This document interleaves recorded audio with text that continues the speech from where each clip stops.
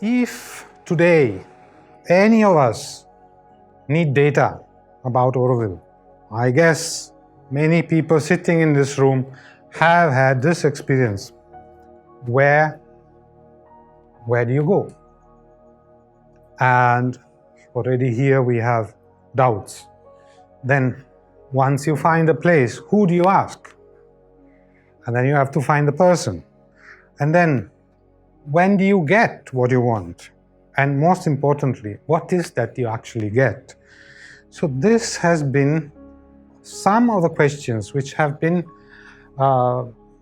in front of us when we, together with Philip, we were thinking at what we are proposing here and what we are working on since 3 years now. What is geomatics? Geomatics is a discipline which basically maps and connects data on anything which can be put on a map. So geo is from the Greek meaning the earth, and matics is all automation, data collection, and so on.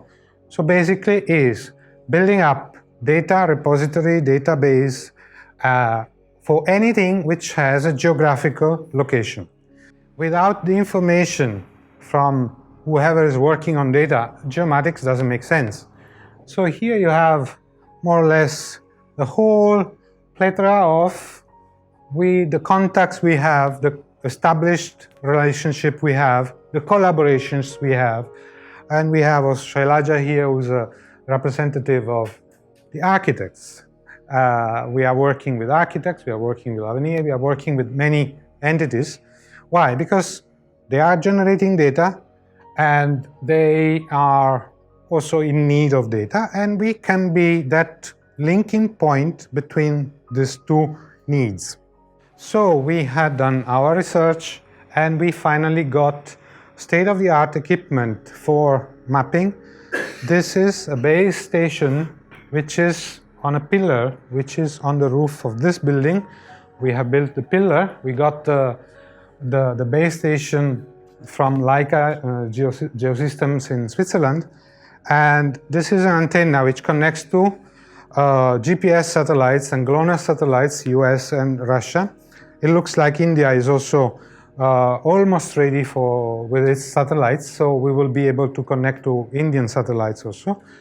This equipment combined with this equipment is another antenna. So the previous one is set fixed on a fixed place. The second one is roving, is moving. So these two equipment together, they give us an accuracy which is around 1 to 2 centimeters for any given points on the planet. In certain areas, satellites do not work, like if the sky is not open, dense vegetation or any obstruction and so on. So we need to go for a third equipment, which is called Tora Station. And this is again from Leica. It works with an accuracy at millimeter level. So with the combination of this kind of equipment, we started building what? We started building a system. When you are dealing with so many data structures and data amounts, you need to have standards which can be exchanged. So data can be exchanged provided they abide and comply to certain standards. After a very long research, we came across the US National CAD standards, which is ISO compliant and is much, much more flexible than ISO. And we have defined, right now we are about 450 different layers which we are using in our CAD files to define each and every feature we can possibly find on the surface. So we have split the features which are on the surface into certain numbers of categories, and for each of them we have given our parameters to represent this data. This system is flexible to allow for standardized new entry. So this is the Matri Mandir, the survey of the Matri Mandir. It's about 66 acres, a total of 33,000 points taken manually one by one. And you can see the points here We also take measurement of trees, trying to identify different trees depending on the species, but we are not botanists, so when we don't know them, we just call them other tree. And then there are architectural features and drainage and water features, topographic features, and so on. Going into the detail, you see the detail of the survey. Normally, the surveyor goes by grids. So they take one measure here, one measure after 5 or 10 meters, and they don't care about what is in between. So it can be a drain, it can be a ridge, they don't care. So their maps are actually flowed. We instead go after each and every change, provided there is a minimum difference of level of 5 centimeters. And then we are able to generate contours, and we are able to generate other things like this. This is just arrows indicating slopes, which help us, for instance, to identify if a drop of water falls here, where is it going on the surface. There are people collecting data on rain. Why don't we map this rain?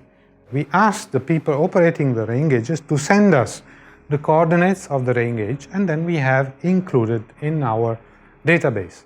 We also install a weather station because only the rain is not enough to understand the weather pattern. So on top of that building, we have put an automatic weather station which measures every minute pressure, temperature, humidity, UV index, solar radiation, wind speed, wind direction, and if there is rainfall, rainfall.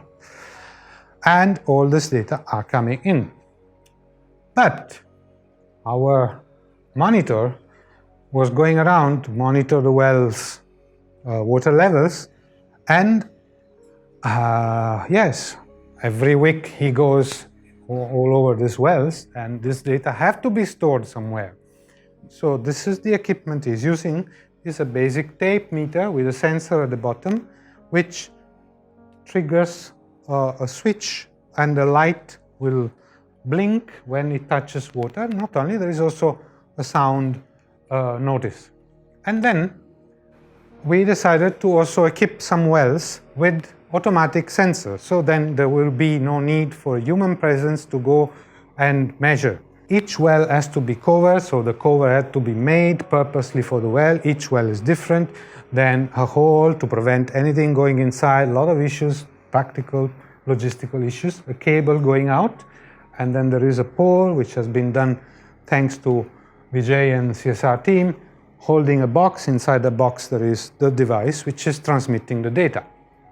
And the data are coming to this station, which is on the top of that roof, a pole 12 meters high, to be able to capture all the radio signal coming from the sensors. This is the practical things which we have put in place. Now I have to show you what is this coming to. A tool which is online. So in this moment I am online. I just give an introduction to the interface. The URL is gis.auroville.org.in. On the home page there are a few information. You have Auroville geography in every survey. You have a very quick map of the survey done so far. This gets updated every time automatically, every time we enter data on our system. Then there is underwater, there is weather station. This is the graph of the latest 48 hours of the temperature recorded in the weather station. And then there is something else. Okay, these days there is no rain, so last 1 hour is 0, last 24 hours is 0. And then you have a data of rainfall, temperature, pressure, humidity, blah, blah, blah, for the latest 48 hours. When we go to map, we have this main, let's call it the main window. You can tilt the map through this button. We can zoom in and out. Now what I'm showing you, this is just a background which comes from OpenStreetMap. You see here, in this corner, you can choose the background. You can choose no base map, so it will be empty, or OpenStreetMap, or you can choose a satellite, and you can play with the opacity of the layer, or whatever. Now, for ease of talk, let's keep the street map on. So you have a, let's say, a visual reference. What comes in are, what we have done is are all these layers on this side. We have miscellaneous, and then the layers coming from the survey, and then something called live. So in miscellaneous, we have many data. Electrical line. So this is the HT line as mapped by a volunteer with information about the line, if there is any information, in the proper coordinate system put there. You want to download it, you click here, download as a geo package in this projection, or as DXF in this projection, or this projection, or a shapefile you can download. I forgot to mention that the whole spirit of the project is open source, completely open source. As well as geological formation. You want to see a geological map, you click on this example, what is this? And then you have certain information on the geometry, but also you have information, what is that? Where are the optic fibers? This is a map of the optic fibers as we have received from Johan, who is still mapping the optic fibers. And telephone boxes, telephone lines. So here we have information about, let's say, this line is connected to telephone box number 5, who is the person who has surveyed, and then latitude, longitude of the point. Anything which can be mapped, and for anything which can be mapped and there are data associated, it can be plotted in this system. This is online, available for everyone. Let's go first to the survey. So, building. This is, let's say, the building outline of what we have surveyed. So this is the building outline. So I click on the building, and then I can see the information about what is the layer, what is the category, what is the project, what is the surveyor, the equipment used, the survey accuracy, what is the survey date, and blah, blah, blah. So tilting and showing it in 3D just with your right button of the mouse. The heights are uniformly equal because we don't do architectural survey. So all the buildings in this map looks like they have the same height. One day, if somebody wants to give us that detail, we can introduce, and then it will be shown as it is. If I want to see altogether a map of all the vegetation detail, yeah, so with one click I see all the vegetation detail by tree and by whatever you want. There's one symbol, one color, so you can play with this. You can download, of course, or you can play, no, I want to see telephone together with vegetation. You can play with this, it's up to you. So, water management, these are some layers. We, of course, we can configure what the layers we are going to represent here. So if some of you wants to have a particular layer, we can also configure. In this case, you have a number of taps. These are single taps, sprinklers, main water line as shared by water service, and more. Now, if we want to go to the rain gauge, we have rain gauge in Auroville. So, just I show you. Let's take Charlie. Charlie in Orogreen has collected data for 30 years every day when there was rain.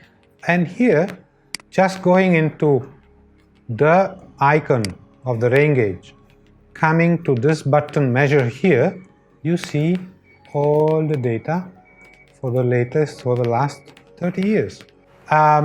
In this file, in this map, you see the wells as mapped, and the blue ones are the ones which have at least one data. So you click on it, and then you go to measure, and then you have all the readings available for that well. Usually Bala measures every week, so the reading interval is 1 week unless he's sick or has other things to do, and that is when you have the gaps. Or the pump on, you see, always excuses. But you can resample, and again you can download. And this you can do for any well which has at least one data.